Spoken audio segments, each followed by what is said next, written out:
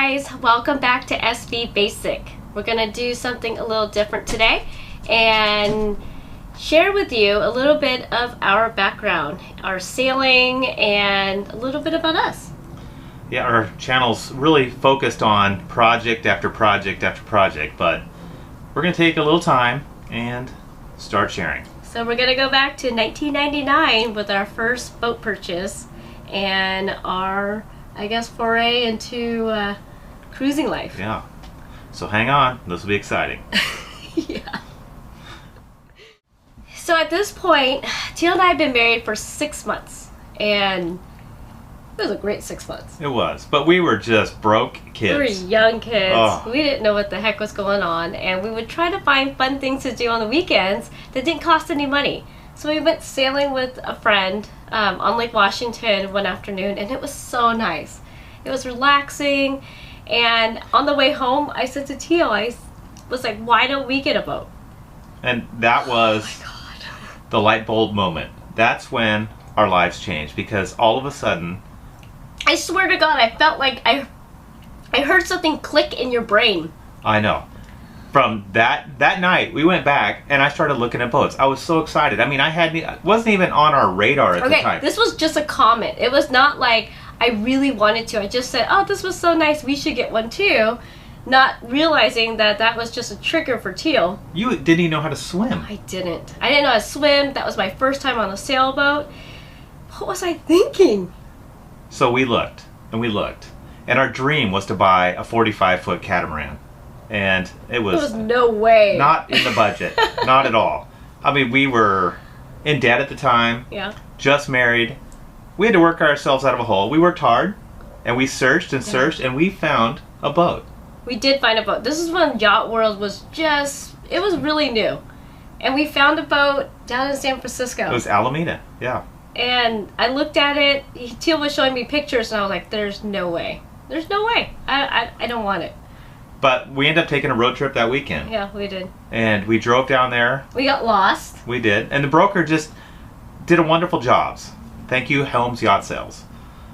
He handed us the keys and just said, go take a look. And we wandered through that boat, and it was not our dream boat, I'll tell you that. But What sold me was the toilet, the head, had never been used. it was a brand new boat, Score. just been launched. And it was a 41-foot Lauren Williams trimaran, 1999. And this was in 1999. And it only had 20 hours on the engine. Yeah, so it was a brand new boat that was just launched. It was a home build, and we made an offer and got it. And that's when our cruising really changed. Yeah, cruising life started right there. So now we have the boat. We do have a boat. What do we do? Well, it's in Alameda in October, and we have to get it to Seattle. Because the only way we're going to afford this is to live aboard. Yep. And try to chunk out those payments. So Well, we're talking October on the Pacific coast, going north and not south. on a brand new boat. So I took a little time off work and took off out of San Francisco Bay and started heading north. And if anybody's done that stretch of coast, they know Cape Mendocino, Cape Blanco, Punta Gorda, all those. That's ugly. Oh. I didn't actually do that part of the trip with him. I met Teal halfway on the trip And did the second half, and did yes. the second half, but it was cold and miserable. I did have something I told Teal he didn't have to do, which was shave. Yes. When I got on board, I did not even recognize him. He was this big, burly, massive. Oh yeah, how burly can fisherman. I get? It was burly. It was ugly. It was, so. yeah. It was yeah. So it was fun. But that's, once we got to Seattle, we knew this boat wasn't our dream boat, but it was a good starting point yeah, for us. It's our starter boat. Yeah. So we started our big refit in Seattle. We ended up getting moorage on Lake Washington. Yeah. And we started stripping the boat down and building it the way we wanted. Okay, so girls, ignorance is bliss. I had no idea what was happening. Teal says, I'm just going to do some cosmetic work. It's going to be great. We can live on it and we can work on it and no problems. I can't tell you how many times I went to work with 5200 or epoxy stuck to my hair. Yep. Good times. Good times. After one winter in Seattle, It was time to hit south. yes, I took a transfer with my job. There was a management position opening up in Sacramento. And we said, let's go south. So the next spring, we kind of buttoned up our lives in Seattle and took we the took journey. off, yeah.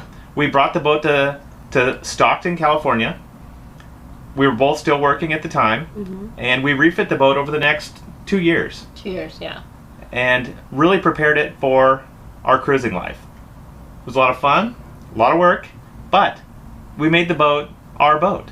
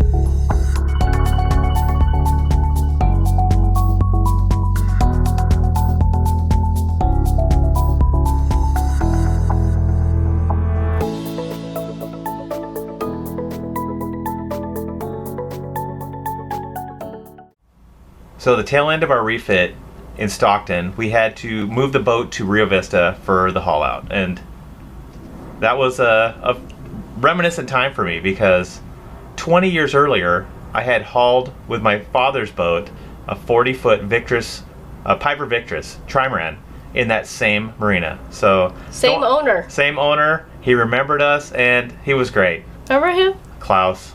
Love you, Klaus. This old German guy. He was awesome. Hope you watch this. Hope you're still around, buddy. So we hauled out in his facility. Spent a couple weeks there. Did all the finishing details. New bottom paint. New transducers. Side paint. Yeah, we got everything. Everything kind of buttoned up. We launched, and that was now official. We were cruisers. We took off from Rio Vista and spent some time getting out of the Bay Area. That was fun. And it was fun. And we started heading south. And now the real fun began. So we are officially in our cruising life. And I gotta tell you, it is a lot overwhelming and intimidating. I had only sailed kind of coastally and in lakes, and now we're officially out there on our own and learning all the ins and outs of our boat. So we went from port to port, taking our time down the California coast, and it was so much fun. We learned how to anchor in all conditions, and there's not a lot of anchorages out there along the west coast, but there still is, and we took advantage of every opportunity to do that. We met a lot of people going down the coast, and it's a small community, so you kind of start meeting people along the coast, and then they start talking to other friends down there. So when you go into port or you pull into port, somebody already knows that you're heading that way. So everybody kind of looks out for each other. And our starting point for our next chapter is down in San Diego. We had signed up for the Baja Ha Ha, which is a rally that is spearheaded by Richard Spindler and Latitude 38 at the time.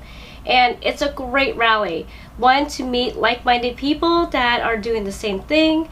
The other thing is that it kind of gives you a kick in the butt to just go. Because there's always going to be a project or something that holds you back, that there's a reason why you're holding off and not taking off. And this one, when you sign up, it's not that you have to, but it gives you a reason, like, okay, let's do it. October, we're out. So no matter what the projects are, we gotta go. And that is why we signed up for it. And I will never regret it, because we met wonderful people that we're still friends with, and we still keep in touch with, that are cruising all over the world. The Baja Ha Ha 2004. That was fun. It was fun. Okay, but it's exhausting. It's a blur, isn't it, when you think back at it? So we decided not to have crew. It was just the two of us and our dog, Dalton. Oh. I miss him.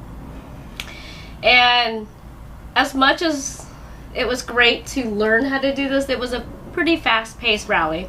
It was. You spend basically, you leave San Diego with about 180 boats and 700, 800 people. And everybody checks in and talks and works together, but it was just the two of us. It's a rally. You're humping it to get to the next checkpoint. The first checkpoint was Bahia Tortuga, and everybody hightails it there.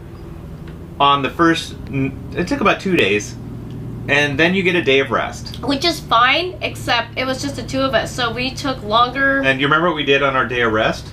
We did repairs. Oh yeah. We got hit by a whale.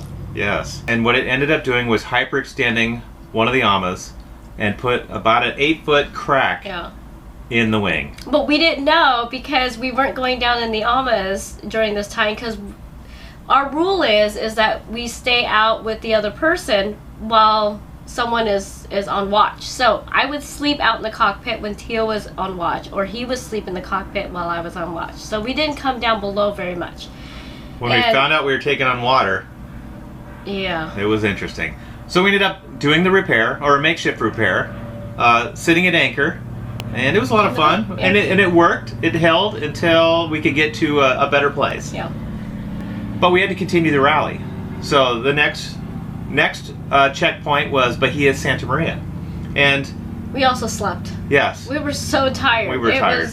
Everybody else is partying on the beach because they have 10 crew members, which that was probably the one thing we'll do if we do this again. We'd pick up more crew. Yeah. So you guys stand by. We may need crew if we do this again. We might need crew. Actually, we will need crew. And then the last leg was on to Cabo San Lucas. And that's where we got to really relax and kind of think back about this whole quick journey down the coast. But before that, let's rewind a little bit on our first trip from San Diego to Bahia Tortuga. It was a really black night. There was you're not. Yes, I am. I'm going there. So it was a really black night, and it was my first time. We were just screaming down the coast. Everything. We had the main down. We're reefed in the jib. And we're doing 14 knots going down these waves, and it was really tough. And so Teal's like, you know what? I'm going to kick on the engine, try to get a little control of. We could not use an autopilot. We had to hand steer. We had to hand steer. And we are sleep deprived. It's black, pitch black out. And what happens? But our engine dies. The engine dies. It was really rough that night. So we're at Isla Cedros.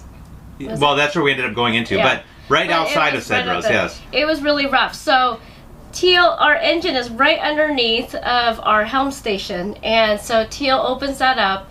And he is he's upside down, trying to bleed the jets, trying to get all the bubbles. What was happening is we were getting tossed around so much that our fuel was getting a lot of air mixed in with it, and I had to bleed that out. Yeah, so the engine kept dying, and here I take over at the helm, and I can't see anything, and all he says is... She's just got your eyes on the compass. Yeah, and he's like, make sure you keep at this direction, and keep, when you're going down the waves, stay straight. Why are we talking about this? Because this is when Teal got sick. Okay, the one time in my life. Okay. You had to bring it up. I did. Okay, I'm upside down, bleeding the jets. I've got diesel all over. And, yep, I did it. Teal got sick. And I was frustrated. And you're like, nah, I don't know if I like sailing. Oh, man. I second-guessed everything we had worked for. But, you know what? These things happen when it's really stressful conditions. You're sleep deprived. Things are not going well. And Teal's just like, you know what? I don't think I like sailing. And I was like, suck it up. Yeah. Because I just threw both our phones in the water. We are done. We are going to do this no matter if you like it or not. And you know what? The next day we cleared our heads, or I cleared my head and got some sleep, and we were back into full cruising mode. But I did have my little meltdown, yes. And thanks for bringing it up. I had to share. It was a good one. Okay, fast forward.